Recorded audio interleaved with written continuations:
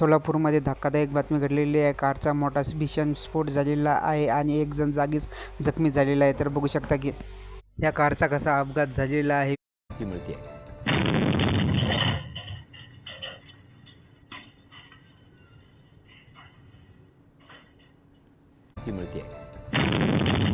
या कारमध्ये असलेल्या स्फोटानं सालं सोलापूर हादरून गेलेलं आहे.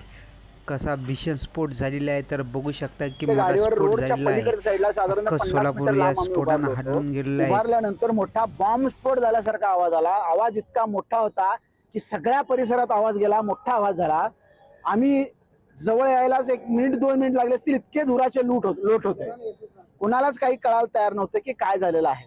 जवळ येऊन पाहिल्यानंतर लक्षात आलं की केदार सिद्धप्पा छत्रे नावाचा, आता माहिती घेतल्यानंतर लक्षात आलं छत्रे नावाचा युवक तिथे इसम पडला होता. त्याचे जागेवर दोन्ही पाय तुटले होते. स्फोट इतका भीषण होता. आजूबाजूला कोणी लोक नव्हते.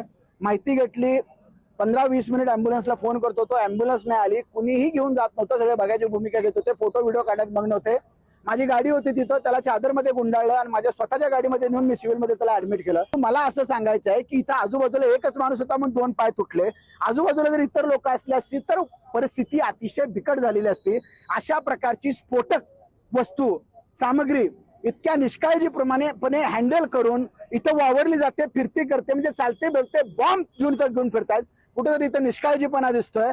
अशा लोकांवर मोठी कारवाई झाली पाहिजे आणि अशा प्रकारचे स्फोटक वस्तू आहेत ज्याची वाहतूक करताना प्रशासनाने थोडेसे निर्बंध घालून काळजी घेतली पाहिजे. तर तुम्हाला या भीषण स्फोटाविषयी काय वाटते ते आम्हाला कमेंटमध्ये जरूर कळवा आणि ज्यांनी व्हिडिओला लाईक आणि चॅनलला सबस्क्राईब केलं नसेल त्यांनी व्हिडिओला लाईक आणि चॅनलला सबस्क्राईब करून घ्या.